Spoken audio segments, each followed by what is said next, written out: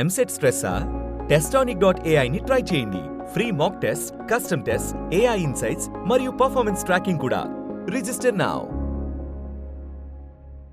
తిరుపతిలో వైకుంఠ ఏకాదశికి ఎంత విశిష్టత ఉంటుందో సింహాచలం శ్రీ వరా లక్ష్మీ నరసింహస్వామి వారి చందనోత్సవానికి అంతే విశిష్టత ఉంటుంది. దాదాపు 2 నుంచి 3 లక్షల మంది భక్తులు కేవలం ఆంధ్రప్రదేశ్ రాష్ట్రం నుంచే కాకుండా ఇతర రాష్ట్రాల నుంచి, అటు ఒరిస్సా కానీ లేకపోతే తెలంగాణ ఇతర ప్రాంతాల నుంచి కూడా పెద్ద ఎత్తున భక్తులు నిజరూప దర్శనానికి వచ్చేటువంటి పరిస్థితులు ఉండేటువంటి పవిత్రమైనటువంటి రోజు ఒకే ఒక్క రోజు. దీనికి సంబంధించి ఈరోజు జరిగినటువంటి ఘటన 7 భక్తుల్ని పొట్టన పెట్టుకున్నటువంటి విషయాన్ని దేశం అంతా కూడా చూసింది. కేవలం ప్రభుత్వం తాలూకా నిర్లక్ష్యం, ప్రభుత్వం తాలూకా చేతకానితనం, ఇంతమంది భక్తులు వస్తారని చెప్పి తెలిసి చేయాల్సినటువంటి ఏర్పాట్లు కూడా, అంటే చందనోత్సవం అనేటువంటిది ప్రతి సంవత్సరం ఏ రోజు వస్తుంది అనేటువంటిది డిపార్ట్మెంట్కి తెలుస్తుంది.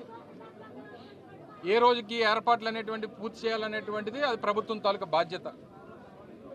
కేవలం 3 రోజుల 4 రోజుల క్రితం గోడ కట్టి దానికి కనీసం క్యూరింగ్ చేయకుండా, గోడ కట్టాల్సినటువంటి రూల్స్ అండ్ రెగ్యులేషన్స్ ఏవైతే ఉన్నాయో లేదా దానికి సంబంధించిన టెక్నికల్ ప్రొసీజర్స్ ఏవైతే ఉన్నాయో అవి ఫాలో అవ్వకుండా కేవలం గోడ కట్టేయాలన్నటువంటి ఉద్దేశంతో గోడ కట్టేసి క్యూరింగ్ కూడా చేయకుండా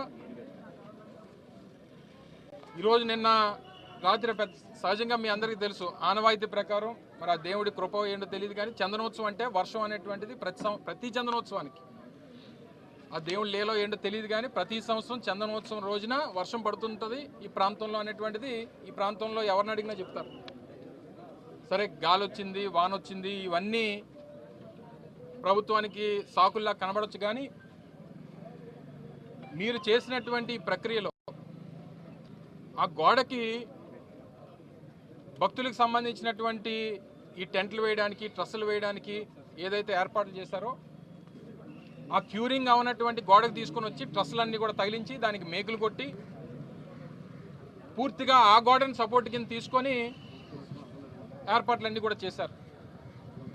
ఒక పక్క గాలి, ఒక పక్క ఇప్పుడే పైలా ప్రవీణ్ అని చెప్పి ఇందులో గాయపడినటువంటి యువకుడిని విమ్స్ హాస్పిటల్లో తనని పరామర్శించి రావడం జరిగింది.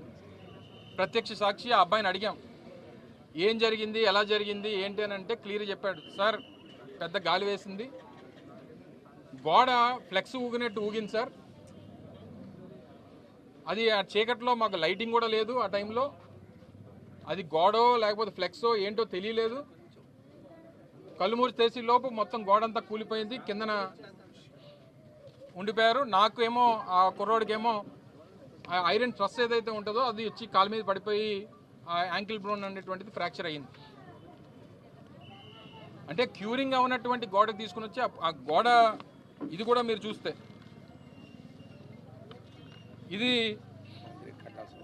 కాంక్రీట్తో సహజంగా మీరు చూడండి, మీరు ఎక్కడన్నా ఆ కొండ చర్యలు ఉన్నటువంటి ప్రాంతంలో రిటైనింగ్ వాల్ కట్టినప్పుడు కాంక్రీట్ వాల్స్ కడతారు. మీరు చూడండి, హనుమంతవాక్ జంక్షన్లో కానీ లేకపోతే ఇతర ప్రాంతాల్లో కానీ కొండవాళ్ళ ప్రాంతాలు ఎక్కడున్నా సరే కట్టాల్సినటువంటిది కాంక్రీట్ వాల్. ఇలాంటి ఫ్లై యాష్ బ్రిక్స్ తీసుకొని వచ్చి కడితే ఇది పరిస్థితి. దీనికి క్యూరింగ్ లేదు, మధ్యలో కావాల్సినటువంటి కాంక్రీట్ పిల్లర్స్ లేవు, క్యూరింగ్ అనేటువంటిది జరగలేదు. దానికి తీసుకొని వచ్చి ఐరన్ ట్రస్లు అన్నీ కూడా తీసుకొని వచ్చి ఏర్పాట్లకు సంబంధించినటువంటివి అన్నీ ఇదే గోడకి వారు కొడితే దీని నాణ్యత ఇది. ఆ చుట్టుపక్కల ఉన్నటువంటి మీరు కూడా పత్రికా సోదరులు కూడా ఉన్నారు ఇందులో, మీరందరూ కూడా దగ్గర నుంచి చూసుంటారు. ఈ పక్కన ఉన్నటువంటి ఏర్పాట్లకు సంబంధించినటువంటి ఏదైతే పెండాల్స్ ఇవన్నీ కట్టారో దీనికి సంబంధించినటువంటి సపోర్ట్ అంతా ఈ గోడ మీద పెట్టారు. సహజంగా గాలి వచ్చినప్పుడు ఏమవుద్ది, అటు ఇటు పెద్ద గాలి వచ్చింది, ఆ ఊగింది అంతా తీసుకొని వచ్చి ఆ కొండ చర్యలతో పాటు పూర్తిగా భక్తుల మీద పడిపోయి అక్కడికక్కడే 7 మరణించారు. పాప ఆ కుటుంబ సభ్యుల తాలూకా రోదన చూస్తే వాళ్ళని ఎవరు ఓదార్చేటువంటి పరిస్థితి లేదు. 30 ఏళ్ల కుర్రవాడు, 27 ఏళ్ళ ఆయన భార్య, ఆ భార్య తల్లి, వాళ్ళ మేనత్త, ఇద్దరు యువకులు అంబాజీపేటకి సంబంధించినటువంటి ఇద్దరు యువకులు ఒక స్టీల్ ప్లాంట్లో పనిచేస్తున్నటువంటి ఒక ఎంప్లాయ్ వారు కేవలం భక్తులుగా దేవుడి దర్శనానికి వచ్చి ఆ నిజరూప దర్శనం చేసుకుందామని చెప్పి పాప రాత్రి 2 గంటలకి క్యూ లైన్లో 300 రూపాయల లైన్లో నిలబడి చేస్తే ప్రభుత్వం కనీసం బాధ్యత లేకుండా ఈ రకమైనటువంటి పనులు ఇటువంటి నిర్మాణాలు చేసినప్పుడు ఆ పక్క నుంచి లైన్ అయితే తీసుకొని వెళ్ళడానికి వీల్లేదు. సపోర్టింగ్ లేదు, క్యూరింగ్ అవ్వలేదు, నాణ్యత లేనటువంటి గోడలు కట్టి ఆ గోడ పక్కనే మీరు తీసుకొని వచ్చి క్యూ లైన్లో పెడితే మా గోడ కూలిపోయి 7 చనిపోతే ఎవరు తీసుకొచ్చిస్తారు ఆ కుటుంబానికి? ఆ కుటుంబ సభ్యుల్ని తీసుకొచ్చేటువంటి అవకాశం ఎవరికన్నా ఉందా? ఈరోజు ఆ కుటుంబ సభ్యుల తాలూకు రోదన ఒకే కుటుంబంలో 4 అంటే ఆ తాలూకు కడుపుకోత దేవుడి దర్శనానికి వెళ్ళి తిరిగి ఆ పరలోకానికి కలిసిపోయారంటే దీని అందరికీ ఎవరు ఇంకా ప్రభుత్వంలో ఉన్నటువంటి పెద్దల మాటలు చూస్తుంటే అసలు ఆశ్చర్యం వేస్తూ ఉంది. దీన్ని కూడా రాజకీయం చేయాలని కాంట్రాక్టర్ ఎప్పుడు కట్టారు, ఏ ప్రభుత్వంలో కట్టారు, కాంట్రాక్టర్ ఎవరికి ఇచ్చారు, ఇదా ఈ సమయంలో రాజకీయాలు మాట్లాడడానిక? వైఎస్ఆర్ కాంగ్రెస్ పార్టీ డిమాండ్ చేస్తూ ఉంది ప్రతి కుటుంబం చనిపోయినటువంటి ప్రతి వ్యక్తికి ఆ కుటుంబ సభ్యులకు ₹1 కోటి ఎక్స్గ్రేషియా ఇవ్వాల్సిందే, ప్రభుత్వం నుంచి ఒక ఉద్యోగం ఇవ్వాల్సిందే. అది మేము అడుగుతుంది కాదు, కుటుంబ సభ్యులు అడుగుతూ ఉన్నారు. ఏదైతే గతంలో ఏ రకంగా జరిగిందో, గతంలో జగన్మోహన్ రెడ్డి గారు ఎల్జీ పాలిమర్స్ ఇన్సిడెంట్ అయినప్పుడు ఏ రకంగా సహకరించారో అలా చేయాలని చెప్పి వారి కుటుంబ సభ్యులు చెప్తా ఉన్నారు. తప్పకుండా ప్రతి కుటుంబానికి చనిపోయినటువంటి ప్రతి వ్యక్తికి ₹1 కోటి ఎక్స్గ్రేషియా ఇవ్వాల్సిందే, ప్రభుత్వ ఉద్యోగం ఇవ్వాల్సిందే అనేటువంటిది కుటుంబ సభ్యులు అడుగుతూ ఉన్నారు. ఘటన తెలిసిన వెంటనే పెద్దలు మాజీ ముఖ్యమంత్రి వైఎస్ జగన్మోహన్ రెడ్డి గారు తీవ్ర దిగ్భ్రాంతికి లోనయ్యారు. తక్షణమే వారందరినీ కూడా పరామర్శించాలి, కుటుంబ సభ్యులకి ధైర్యాన్ని నింపాలనేటువంటి ఉద్దేశంతో ఇప్పుడు 2 గంటలకు విశాఖపట్నం రాబోతూ ఉన్నారు. నేరుగా విశాఖపట్నంలో ఎయిర్పోర్ట్లో ఫ్లైట్ ల్యాండ్ అయిన తర్వాత నేరుగా కేజీహెచ్కి వచ్చి కుటుంబ సభ్యులందరినీ కూడా వారు పరామర్శించాలని చెప్పి వారు రాబోతూ ఉన్నారు.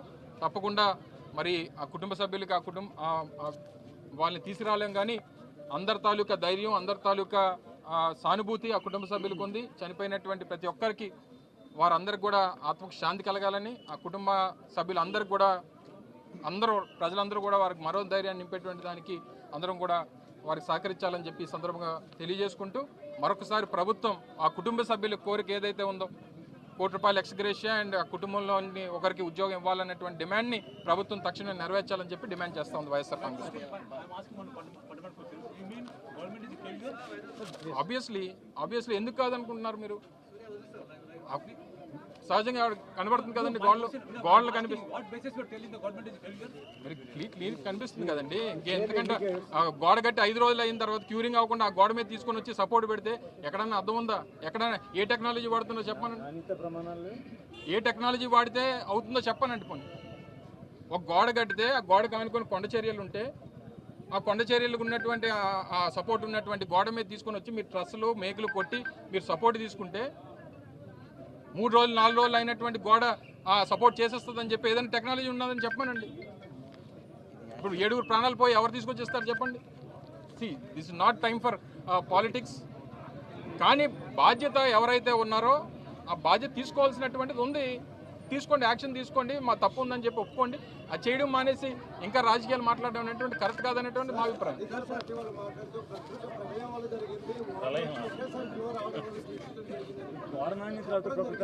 అలా కాదండి, అక్కడ చాలా గోళ్ళు ఉన్నాయి, అన్ని గోళ్ళు ఎందుకు పడిపోలేదు? ప్రళయం వచ్చేస్తే ఇది ఇప్పుడు ఏదైతే చెప్తున్నామో మనం, ఈ ఇన్సిడెంట్కి సంబంధించినటువంటి వాల్ ఏదైతే ఉందో ఇది 3 రోజులు అయింది కట్టి.